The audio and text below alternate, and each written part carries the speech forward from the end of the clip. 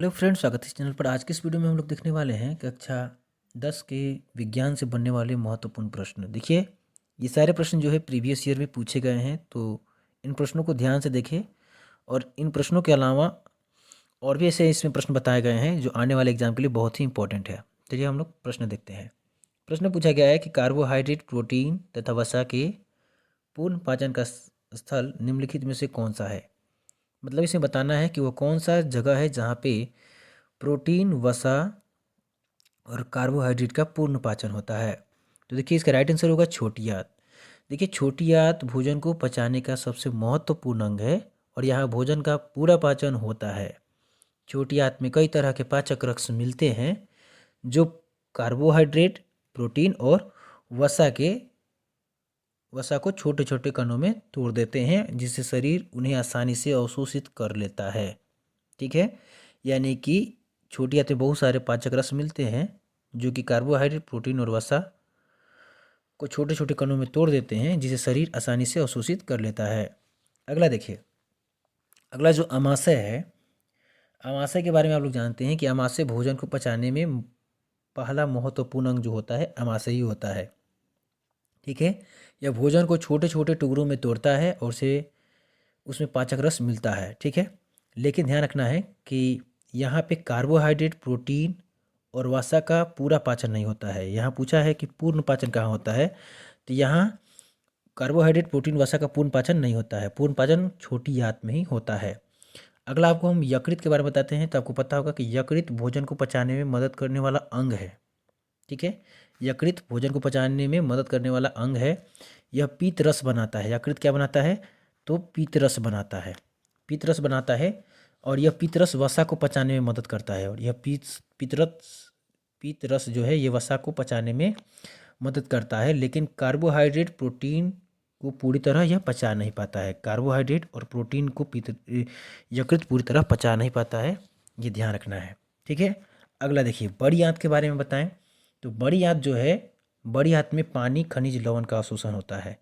इसमें क्या होता है, पानी का, खनिज, लवण का अवशोषण होता है। ठीक है, याद रखना है। और यहाँ भोजन का पाचन नहीं होता है, और यहाँ यहाँ भोजन का पाचन नहीं होता है, ये याद रखिएगा। अब चलिए हम लोग कुछ हम प्रश्न बताते हैं और याद रखिएगा। देखिए, अगला याद रखिएगा कि अमाशय जो है यहाँ पे 2 से 4 घंटा तक जो है, अमाशय से कुछ बातों को याद रखिएगा कि अमाशय में भोजन लगभग 2 से 4 घंटा तक रहता है। ठीक है, और अमाशय का मुख्य कार्य भोजन को पचाना होता है। ठीक है, दो बातें समझ में आया। अमाशय में एक अम्ल निकलता है। अमाशय में भोजन का पाचन जो है HCl यानी हाइड्रोक्लोरिक अम्ल की मदद से होता है। ठीक है, ये याद रखना है। और अमाशय में पाए जाने वाला प्रमुख एंजाइम भी याद रखिएगा कि क्या होता है, तो पेप्सिन होता है। अमाशय में पाए जाने वाला प्रमुख एंजाइम याद रखिएगा, पेप्सिन होता है। ठीक है, और अमाशय के बारे में ये याद रखिएगा कि यह एक थैली जैसा अंग होता है। थैला जैसा अंग होता है अमाशय। ठीक है, और अमाशय में भोजन का जो द्रव्यमान होता है उसे कायम कहा जाता है। तो अमाशय में जो भोजन का द्रव्यमान जो होता है उसे क्या कहा जाता है, कायम कहा जाता है, याद रखिएगा। तो अमाशय में हाइड्रोक्लोरिक अम्ल होता है, पेप्सिन एंजाइम होता है, थैली नुमा ये दिखता है, और इसमें जो भोजन होता है उसके द्रव्यमान को कायम कहा जाता है, ये याद रखिएगा। ठीक है फ्रेंड्स, चलिए हम लोग नेक्स्ट देखते हैं। तो यकृत के बारे में समझिए। यकृत, देखिए, यकृत शरीर की सबसे बड़ी ग्रंथि होती है। ठीक है, सबसे बड़ी ग्रंथि तो आपसे पूछा जाए तो क्या होगा, यकृत है। ठीक है, उसके बाद आप लोग जानते हैं कि यकृत पीत रस स्रावित करती है। ठीक है, जो वसा को पचाने में मदद करता है, ये भी पता है आपको। ठीक है, अब देखिए, ये क्या करता है कि शरीर में पाए जाने वाले रसायनों को तोड़ता है और विषैले पदार्थों को निकालता है। और ये विषैले पदार्थों को भी बाहर निकालता है। विषैले पदार्थों को भी बाहर निकालता है। ठीक है, ये भी याद रखना है। और यह रक्त में शर्करा के स्तर को नियंत्रित करने में भी भूमिका निभाता है। ठीक है, ये भी याद रखिएगा। और यकृत प्रोटीन का उत्पादन करता है। यकृत एक प्रोटीन का उत्पादन करता है जो रक्त थक्के के जमाने में मदद करता है, ये भी आपको याद रखना है। ठीक है फ्रेंड्स, चलिए हम लोग और एक बात पॉइंट से याद रखिएगा कि यकृत शर्करा को ग्लाइकोजन के रूप में संग्रहित करता है, और जब रक्त में शर्करा का स्तर कम होता है तो वो वापस ग्लूकोज में बदल देता है, ये भी याद रखिएगा कि यकृत शर्करा को ग्लाइकोजन में संग्रहित करता है, और जब रक्त में शर्करा का स्तर कम होता है तो उसको वापस ग्लूकोज में बदल देता है और देता है। ठीक है, यकृत से एक और बात याद रखिएगा कि यकृत विटामिन ए, डी, ई और के को संग्रहित करता है। ठीक है, ये भी याद रखिएगा। ठीक है फ्रेंड्स, चलिए हम लोग अगला देख लेते हैं। और एक और देखिए, छोटी आंत के भी बारे में फिर सुन लीजिए 2-3 बातें। तो देखिए, छोटी आंत में भोजन का अधिकांश पाचन हो जाता है। ठीक है, यानी कि कार्बोहाइड्रेट, प्रोटीन और वसा का तो पूर्ण पाचन यहाँ हो ही जाता है, याद रखिएगा। और छोटी आंत के अंदर उंगली जैसी संरचना होती है जिसे अंगुलिका कहा जाता है। क्या कहा जाता है? अंगुलिका कहा जाता है, विली कहा जाता है। ठीक है, क्या कहा जाता है? विली कहा जाता है। ठीक है, छोटी आंत में पाचक रस जो होता है, छोटी आंत में पाचक रस जो होता है एंटेरोकाइनेज स्रावित होता है। एंटेरोकाइनेज स्रावित होता है। ठीक है, ये याद रखना है। और छोटी आंत की लंबाई 6 मीटर की होती है। छोटी आंत की लंबाई कितनी होती है? 6 मीटर की होती है। ठीक है, ये ध्यान रखना है। ठीक है फ्रेंड्स, चलिए हम लोग नेक्स्ट देखते हैं। अब देखिए, बड़ी आंत से भी 2-3 बातों को याद रखिए। ठीक है, तो बड़ी आंत का दूसरा नाम याद रखिएगा कि बृहदांत है। क्या है? बृहदांत है। ठीक है, बृहदांत है। और बड़ी आंत की लंबाई जो होती है 1.5 मीटर होती है। कितनी होती है? 1.5 मीटर होती है बड़ी आंत की लंबाई। बड़ी आंत की जो लंबाई होती है 1.5 मीटर होती है, ये भी याद रखिएगा। उसके बाद में याद रखिएगा कि बड़ी आंत का सबसे पहला भाग जो होता है उसे क्या कहा जाता है? तो सिक्कम कहा जाता है। ये सारा लिख लीजिएगा पॉइंट में। ठीक है, सिक्कम कहा जाता है। और बड़ी आंत में मुख्य रूप से जीवाणुओं द्वारा पाचन होता है। बड़ी आंत में ध्यान रखिएगा कि पाचन किसके द्वारा होता है? तो इसमें पाचन जो होता है मुख्य रूप से जीवाणुओं द्वारा होता है। तो आशा करते हैं फ्रेंड्स कि इस प्रश्न के बारे में बहुत ही अच्छे से व्याख्या आपको समझ में आया होगा। और इस प्रश्न के अलावा जो आमाशय, यकृत और छोटी आंत और बड़ी आंत से बनने वाले प्रश्न है वो भी हम बता दिए। ठीक है फ्रेंड्स, तो इसको आप कॉपी पर लिख लीजिएगा। तब चलिए हम लोग नेक्स्ट प्रश्न को देखते हैं। देखिए, प्रश्न पूछा गया है कि हमारे शरीर में कौन सा हार्मोन कार्बोहाइड्रेट, प्रोटीन, वसा के उपापचय का नियंत्रण करता है? समझ में नहीं आया होगा, चलिए हम समझाते हैं। देखिए, प्रश्न यह पूछ रहा है कि हमारे शरीर में ऐसा कौन सा जो रसायन है, केमिकल जो है, ठीक है, ध्यान सुनिए, हमारे खाने में मौजूद चीज़ों जैसे कि जो कार्बोहाइड्रेट होता है, प्रोटीन होता है, वसा होता है। कार्बोहाइड्रेट, प्रोटीन, वसा। कार्बोहाइड्रेट क्या है? तो जैसे कार्बोहाइड्रेट के रूप में आप चीनी को समझ लीजिए, प्रोटीन के रूप में मांस, दाल को समझ लीजिए, और वसा के रूप में तेल, घी को समझ लीजिए। इसको हमारे शरीर में इस्तेमाल करने के तरीका को नियंत्रित करता है कि कैसे इसको इस्तेमाल किया जाए, इसके तरीका को नियंत्रित करता है कौन इसमें से? ठीक है, कौन सा हार्मोन? तो ध्यान रखना है, इंसुलिन जो है, इंसुलिन यह हार्मोन सब जो है हमारे शरीर में शर्करा के स्तर को नियंत्रित करता है, और यह शर्करा को कोशिकाओं में पहुंचाने में मदद करता है। ठीक है, तो हमारे शरीर में शर्करा के स्तर को कौन नियंत्रित करता है? इंसुलिन नियंत्रित करता है। और शर्करा को कोशिकाओं में पहुंचाने में मदद करता है इंसुलिन। शर्करा को कहाँ पहुंचाने में? शर्करा को कोशिका में पहुंचाने में इंसुलिन मदद करता है। और ध्यान रखना है ताकि कोशिका को ऊर्जा प्राप्त हो सके। ठीक है, ये याद रखिएगा। अगला देखिए थायरॉक्सिन के बारे में बताते हैं। थायरॉक्सिन यह हार्मोन शरीर की चयापचय दर को नियंत्रित करता है, और यह शरीर की ऊर्जा खपत को बढ़ा या घटा सकता है, थायरॉक्सिन। ठीक है, टेस्टोस्टेरोन के बारे में एक पॉइंट आपको याद रखना है, पूछा जाता है एग्जाम में कि टेस्टोस्टेरोन जो है, ध्यान रखिएगा, यह पुरुषों में पाए जाने वाला एक हार्मोन है जो पुरुष लक्षणों के विकास में मदद करता है। ठीक है, उसी तरह आपको याद रखना है एस्ट्रोजन जो है यह महिलाओं में पाए जाने वाला एक हार्मोन है। ये पुरुषों में पाया जाने वाला और ये महिलाओं में पाया जाने वाला हार्मोन है, ये ध्यान रखना है। ठीक है फ्रेंड्स, अब चलिए अगर एक एक करके हम लोग बातें करें। अगला जो प्रश्न है, इंसुलिन से एक और पॉइंट याद रखिएगा कि इंसुलिन का खोज बैटिंग ने किया था। ठीक है, चलिए नेक्स्ट प्रश्न को देखते हैं। देखिए, प्रश्न पूछा गया है कि किसी विद्युत धारावाही चालक द्वारा उत्पन्न चुंबकीय क्षेत्र की दिशा, देखिए किसी विद्युत धारावाही चालक द्वारा उत्पन्न चुंबकीय क्षेत्र की दिशा निर्धारित करने के लिए निम्नलिखित में से कौन सहायक होता है? तो आप लोग ये पढ़े होंगे दक्षिण हस्त अंगुष्ठ नियम। इसका राइट आंसर क्या होगा? दक्षिण हस्त अंगुष्ठ नियम के द्वारा ही हम लोग चुंबकीय क्षेत्र की दिशा निर्धारित मतलब कि किसी धारावाही चालक तार द्वारा उत्पन्न चुंबकीय क्षेत्र की दिशा बता सकते हैं दक्षिण हस्त अंगुष्ठ नियम के द्वारा। ठीक है, ये क्या है? तो देखिए, यह नियम किसी सीधे तार में बहने वाले धारा के कारण उत्पन्न चुंबकीय क्षेत्र की दिशा बताने के लिए उपयोग होता है। अगर आप दाहिने हाथ की उंगली को, देखिए, आप दाहिने हाथ की जो उंगली है उसको धारा की दिशा में मोड़ें तो आपकी उंगलियां जो है, आपकी बाकी जो उंगलियां है जो घूमेगी वो चुंबकीय क्षेत्र की दिशा को बताएगी। ठीक है, दक्षिण हस्त अंगुष्ठ नियम के द्वारा ये क्या है कि इसमें धारा की दिशा में अगर हम अंगूठे को रखें तो जो उंगलियां है वो चुंबकीय क्षेत्र की दिशा को बताएगी। ठीक है, अगला देखिए, फ्लेमिंग का वाम हस्त नियम। वाम का मतलब होता है बायां। ठीक है, तो यह नियम जो है मोटर में लगने वाले बल की दिशा को ज्ञात करने के लिए उपयोग किया जाता है। फ्लेमिंग के वाम हस्त नियम के द्वारा मोटर में लगने वाले बल की दिशा ज्ञात करने के लिए उपयोग किया जाता है, ध्यान रखिएगा। और फ्लेमिंग का जो दक्षिण हस्त नियम है, यह जनरेटर में प्रेरित विद्युतवाहक बल की दिशा ज्ञात करने के लिए इसका उपयोग किया जाता है। फ्लेमिंग का दक्षिण हस्त नियम जो है, यह जनरेटर में प्रेरित विद्युतवाहक बल की दिशा ज्ञात करने के लिए इसका उपयोग किया जाता है। ठीक है फ्रेंड्स, और तो इसका राइट आंसर आपको पता होगा कि दक्षिण हस्त अंगुष्ठ नियम होगा, दक्षिण हस्त अंगुष्ठ नियम होगा। ठीक है फ्रेंड्स, चलिए नेक्स्ट देखते हैं। देखिए, प्रश्न पूछा गया है कि ग्लूकोज का विखंडन पाइरूवेट में होता है या प्रक्रम संपन्न होता है। तो देखिए, ग्लूकोज का जो विखंडन पाइरूवेट में होता है, पहले हम आपको ये बता देते हैं कि ये पाइरूवेट क्या है। ठीक है, क्योंकि आपको जो है समझने में दिक्कत होगी कि ये पाइरूवेट होता क्या है। तो देखिए देखिए जब ग्लूकोज जब छोटे टुकड़ों में टूटता है तो जो छोटा टुकड़ा होता है वो पाइरूवेट होता है। ग्लूकोज जब विखंडित होकर छोटा टुकड़ा में टूटता है तो वो पाइरूवेट कहलाता है। तो ये पाइरूवेट जो ग्लूकोज का विखंडन पाइरूवेट में जो होता है यह प्रक्रम संपन्न होता है, ये बताना है कहाँ पे संपन्न होता है। तो यह जो है कोशिका द्रव में संपन्न होता है, यानी कोशिका द्रव कोशिका का वह भाग होता है जो कोशिका झिल्ली के अंदर होता है। ये क्या होता है? कोशिका झिल्ली के अंदर होता है और केंद्रक के बाहर होता है, और केंद्रक के क्या होता है?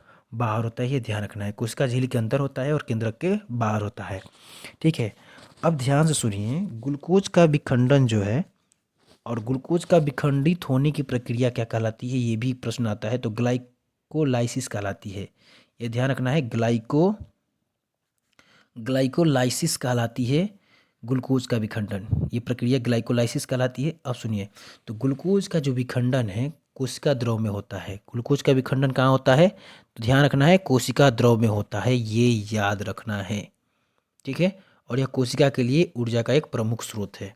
ठीक है, अब देखिए केंद्रक के बारे में सुनिए। केंद्रक जो होता है कोशिका का, ये ब्रेन कहा जाता है, और केंद्रक कोशिका का वह भाग होता है जिसमें डीएनए होता है, इसी में डीएनए होता है। ठीक है, उसी तरह माइटोकॉन्ड्रिया के बारे में आपको पता होगा कि कोशिका का वह भाग है जिसमें कोशिका का ऊर्जा घर कहा जाता है, यह कोशिका का पावर हाउस है माइटोकॉन्ड्रिया। ठीक है, और हरित लवक आपको पता होगा कि पादप कोशिकाओं में पाया जाता है। पादप कोशिकाओं में पाए जाने वाला कोशिकांग है हरित लवक, जो प्रकाश संश्लेषण करता है। ये क्या करता है? प्रकाश संश्लेषण करता है। ठीक है फ्रेंड्स, चलिए हम सभी के बारे में कुछ पॉइंट्स बता देते हैं आपको, जो कि एग्जाम में उससे इम्पोर्टेंट है, उसको याद रखिएगा। जैसे चलिए केंद्रक के बारे में लिखिएगा। देखिए, केंद्रक जो होता है कोशिका का नियंत्रण केंद्र है। ठीक है, तो ये ध्यान रखना है कि केंद्रक क्या है, तो कोशिका का नियंत्रण केंद्र है। और केंद्रक का क्या कार्य होता है, ध्यान से सुनिए इसका कार्य। दूसरा पॉइंट याद रखिएगा कि कोशिका का केंद्र का क्या कार्य होता है। तो कोशिका के सभी गतिविधियों का नियंत्रण करने का काम केंद्रक का होता है। ठीक है, अगला तीसरा प्रश्न याद रखिएगा कि केंद्रक में क्या पाया जाता है। तो केंद्रक में डीएनए पाया जाता है, ये याद रखिएगा। ठीक है, डीएनए पाया जाता है। उसके बाद केंद्रक किससे घिरा हुआ रहता है? तो केंद्रक झिल्ली से घिरा हुआ रहता है। ये भी प्रश्न आता है कि केंद्रक झिल्ली से घिरा हुआ रहता है। फिर केंद्रक का आकार कैसा होता है, ये भी याद रखिएगा कि गोलाकार और अंडाकार होता है। गोलाकार या अंडाकार कह सकते हैं केंद्रक का आकार होता है। फिर याद रखना है कि केंद्रक अधिकतर किस प्रकार की कोशिकाओं में पाई जाती है, यूकैरियोटिक की प्रोकैरियोटिक। तो याद रखिएगा कि यूकैरियोटिक कोशिकाओं में अधिकतर केंद्रक पाई जाती है कि नहीं, सॉरी, केंद्रक कहाँ पाई जाती है? केवल यूकैरियोटिक कोशिकाओं में ही केंद्रक पाई जाती है, ये याद रखना है, केवल यूकैरियोटिक कोशिकाओं में।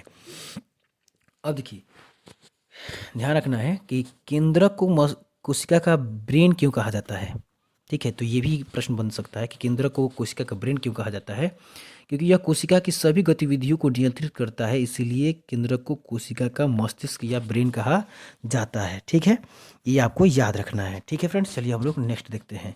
अब देखिए माइटोकॉन्ड्रिया से 2-3 प्रश्न याद रखना है कि माइटोकॉन्ड्रिया किसका उत्पादन करती है, तो एटीपी का उत्पादन करती है। ठीक है, और माइटोकॉन्ड्रिया कोशिका का पावर हाउस कही जाती है, ये भी आपको याद रखना है। ठीक है, और माइटोकॉन्ड्रिया में कौन सी प्रक्रिया होती है, तो श्वसन की प्रक्रिया होती है। कोशिकाओं में जो श्वसन की प्रक्रिया होती है वो माइटोकॉन्ड्रिया में होती है, ये भी आपको याद रखना है।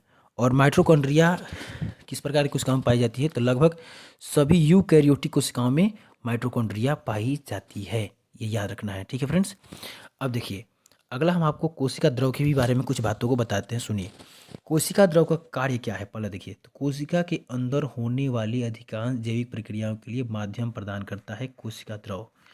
कोशिका देखिए, कोशिका के अंदर होने वाले अधिकांश जैविक प्रक्रियाओं के लिए माध्यम प्रदान कौन करता है, कोशिका द्रव, ये याद रखना है। ठीक है, अब ये कोशिका द्रव में पाए जाने वाले क्या चीज़ें पाए जाते हैं कोशिका द्रव में, तो कोशिकांग पाया जाता है। कोशिका के बहुत सारे अंग इसी में पाए जाते हैं, कोशिकांग पाया जाता है इसमें। ठीक है, उसके बाद में पोषक तत्व पाया जाता है। ठीक है, अवशिष्ट पदार्थ पाया जाता है। ठीक है, और अन्य अणु पाए जाते हैं।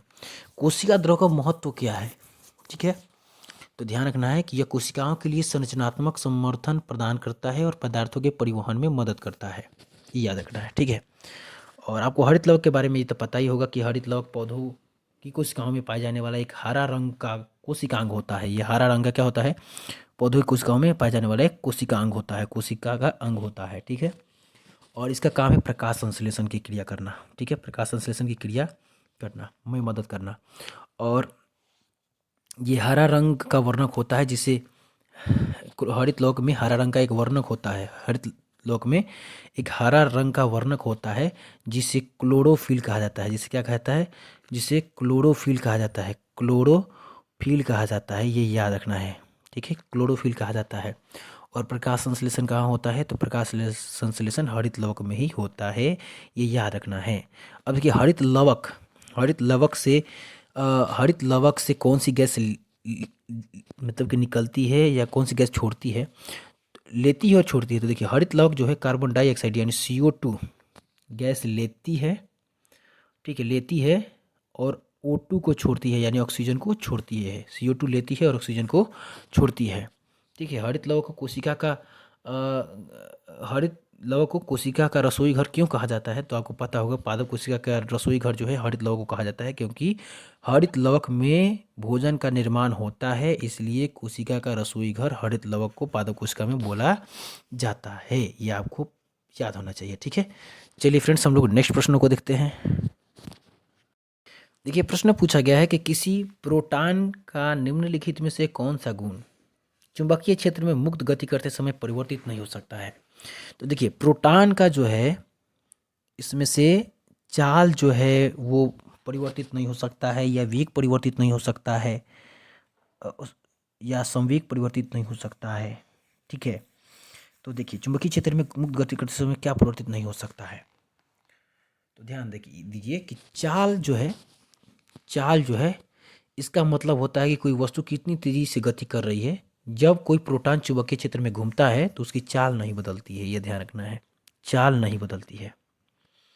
वेग बदलता है, क्योंकि वेग क्या है कि वेग में चाल के साथ साथ दिशा भी शामिल होता है, इसलिए वेग बदलते रहता है, इसमें दिशाएं बदलती रहती है, इसलिए ये नहीं होगा। इसका राइट आंसर चाल होगा।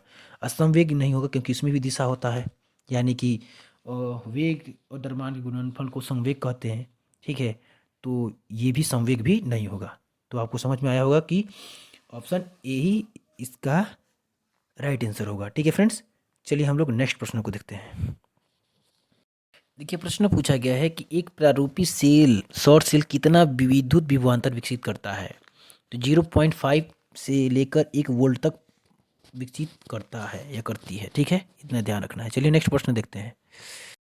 देखिए प्रश्न पूछा गया है कि कर्नाटक में जल संग्रहण स्थान को क्या कहा जाता है, तो कर्नाटक में जल संग्रहण स्थान को जो है कट्टा कहा जाता है। ठीक है, सुरंगम बाकी दक्षिण भारत के अन्य राज्यों में है, लेकिन कट्टा कहा जाता है। देखिए क्या है कि कर्नाटक के पारंपरिक रूप से जल संग्रहण के लिए कई प्रकार की संरचनाओं में उपयोग किया जाता है, लेकिन इनमें से जो है जो होता है कट्टे छोटे छोटे तालाब होते हैं जो वर्षा जल को एकत्रित करने के लिए बनाए जाते हैं। ये खासतौर पर सूखे इलाकों में पानी की कमी को दूर करने के लिए कट्टा का उपयोग किया जाता है। ठीक है।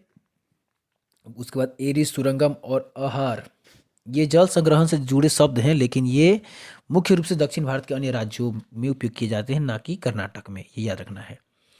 ठीक है, ये बातें आपको याद रखना है। कर्नाटक में जल संग्रहण की परंपरा बहुत पुरानी है। स्थानीय लोग जल संरक्षण के लिए कई तरह के तरीके विकसित किए हैं।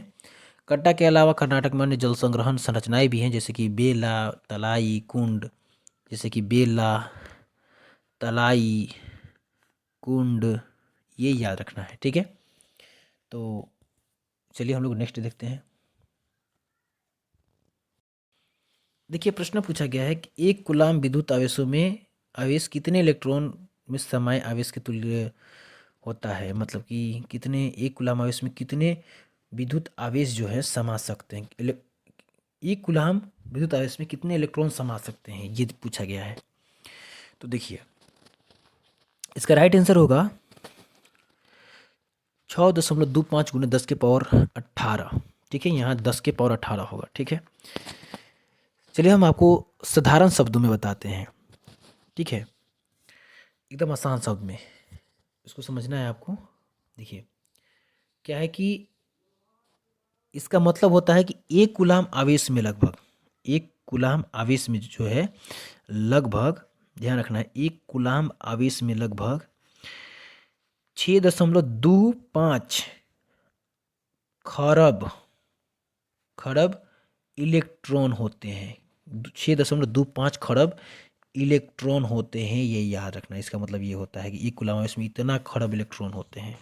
ये पूछा गया था इस प्रश्न में। ठीक है, चलिए नेक्स्ट देखते हैं। देखिए, प्रश्न पूछा गया है कि निम्नलिखित में से कौन असंतृप्त हाइड्रोकार्बन है। तो देखिए, असंतृप्त हाइड्रोकार्बन के बारे में हम आपको बताते हैं। इससे पहले समझिए कि असंतृप्त हाइड्रोकार्बन क्या होते हैं।